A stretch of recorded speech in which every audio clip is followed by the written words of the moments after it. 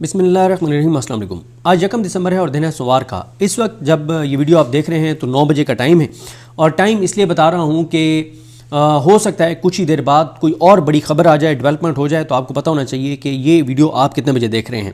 اور اس وقت جب آپ یہ ویڈیو دیکھ رہے ہیں تو کے پی میں ایک اہم اجلاس بھی چل رہا ہے, اس کے حوالے سے میں آپ کو نیکسٹ ویڈیو میں بتاؤں گا.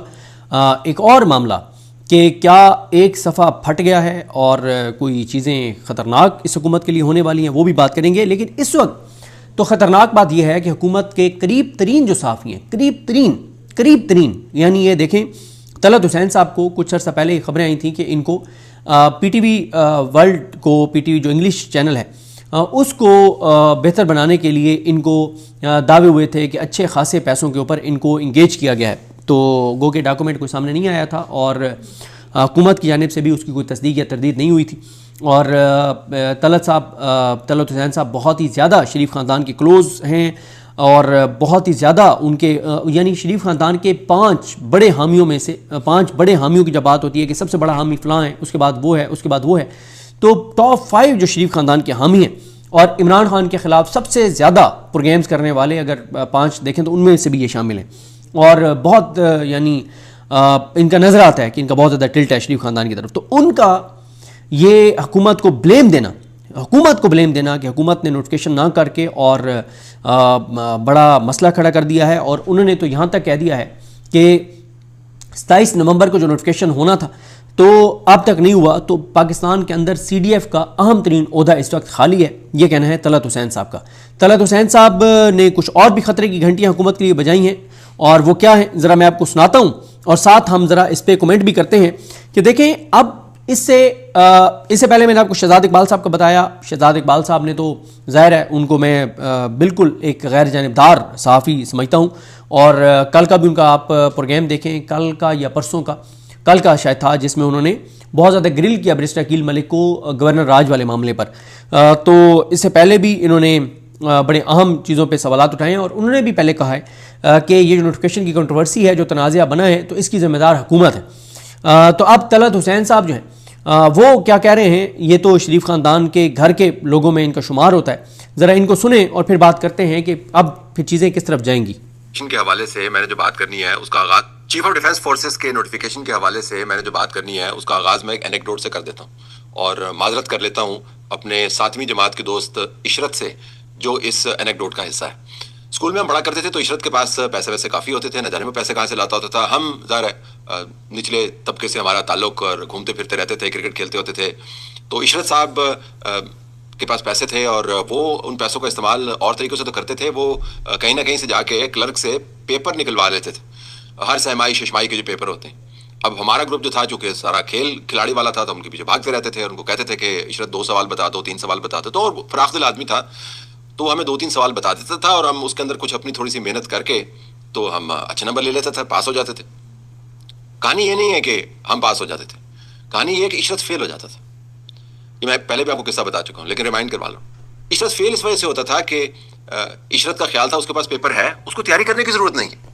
تو ایک شخص جس کے پاس پیپر سارا موجود ہوتا تھا وہ فیل ہو جاتا تھا, اور دوسرے لوگ پاس ہو جاتے تھے کیونکہ وہ تیاری نہیں کرتا تھا. حکومت نے اس چیف آف ڈیفنس فورسز کے, بلکہ حکومت نہیں کہنا چاہیے, تمام نظام نے چیف آف ڈیفنس فورسز کے نوٹیفیکیشن کے حوالے سے بالکل وہی کیا. یہ وہ ڈیٹ ہے جو کیلنڈر کے اوپر پچھلے 3 سال سے مارک ہوئی ہے, بلکہ پچھلی کئی دہائیوں سے اسی سال کے اسی مہینے کی اسی تاریخ کے ساتھ ہی جڑی ہوئی ہے.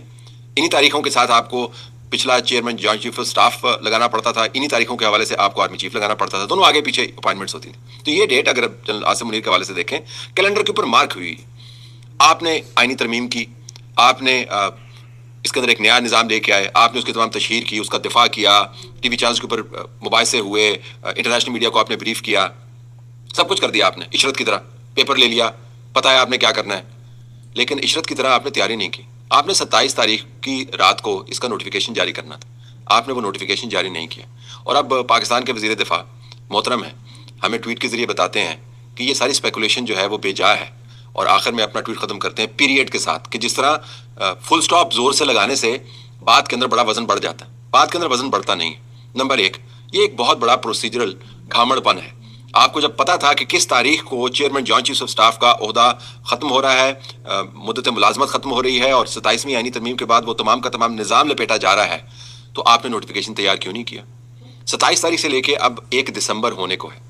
1 دسمبر تک اس وقت پاکستان کے پاس کوئی کوآرڈینیٹنگ باڈی نہیں ہے. یہ آپ کی اپنی ترمیم کے نتیجے میں ہوا. یہ کسی تجزیہ نگار کی تنقید کے حوالے سے نہیں ہوا, یا اپوزیشن نے نہیں کیا. اس وقت نہ پاکستان کے پاس chairman joint chief of staff کا عہدہ ہے, نہ پاکستان کے پاس chairman joint chief staff committee کا انسٹیٹیوشن موجود ہے, اور نہ جب میں آپ کے سامنے یہ ریکارڈ کر رہا ہوں اسٹیج پاکستان کے پاس چیف آف ڈیفنس فورسز کی نوٹیفیکیشن ہے. تو پاکستان کے پاس آرمی چیف تو موجود ہے, اور میں نے مسلسل یہ آرگو کیا ہے کہ چونکہ 26ویں آئینی ترمیم کے اندر آرمی چیف کے عہدے کے اندر 5 سال آپ نے کر دیا تھا, تو اس کو نوٹیفیکیشن کی بھی ضرورت نہیں ہے. لیکن نوٹیفیکیشن آپ نے کرنا تھا نئے نظام کے اہم ترین عہدے دار کا. وہ عہدے دار کون ہے اس کو آپ بھول جائیں. آپ اس پہ فوکس رکھیں کہ آپ نے ایک نیا عہدہ کریٹ کیا, نئی پاورز آپ نے اس کے ایٹریبیوٹ کی, اور آپ نے اپنے لیے, اور یہ بڑا اہم نقطہ ہے, ایک آئینی ضرورت کریٹ کی.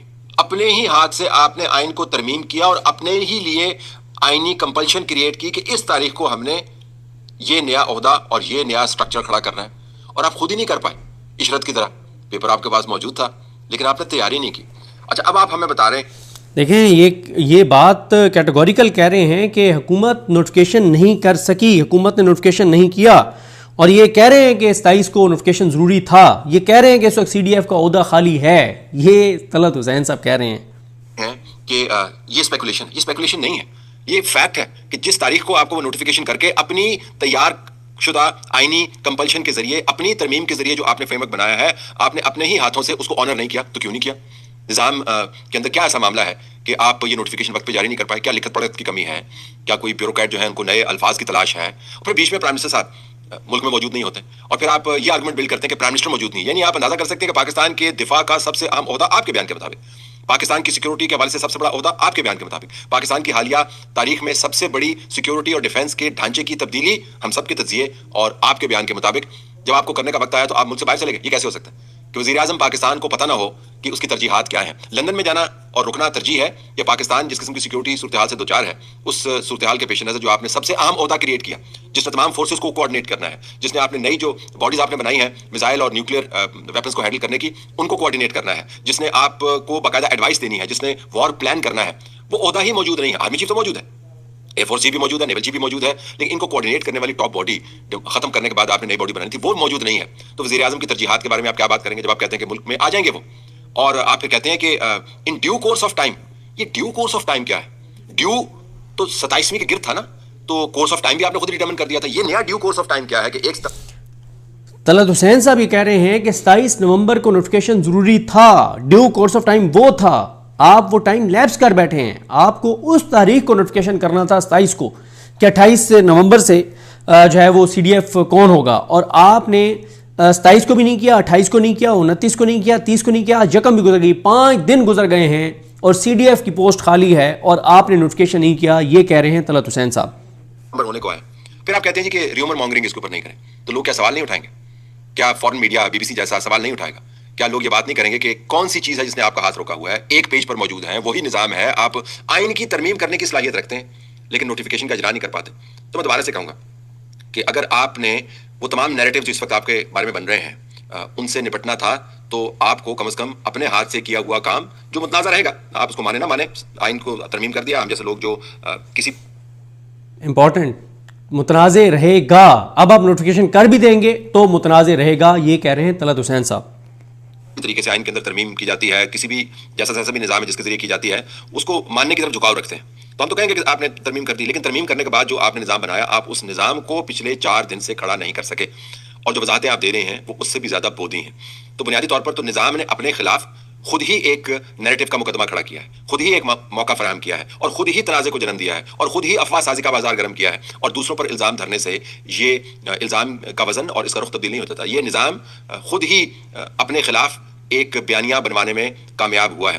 اور یہ یاد رکھیے گا کہ جب آپ ایسے کاموں میں شروع میں, اور یہ آغاز ہے چیف آف ڈیفنس فورسز کے عہدے کے قیام کا, یہ آغاز ہے چیف آف ڈیفنس فورسز کے نظام کے قیام کا, یہ آغاز ہے پاکستان کے اندر سیکیورٹی اور ڈیفنس کے ڈھانچے کی تیاری کا. آپ نے بنیاد رکھی ہے. جب آپ نے آغاز میں ہی اتنا بڑا تنازع کھڑا کر دیا کہ لوگوں نے اس کے اوپر بھانت کی اسپیکولیشن کرنی شروع کر دی. ابھی تو میں آپ کو ڈپلومیٹس کی اسپیکولیشن کے بارے میں نہیں بتا رہا, جو کچی پکی ہمارے تک پہنچی ہیں.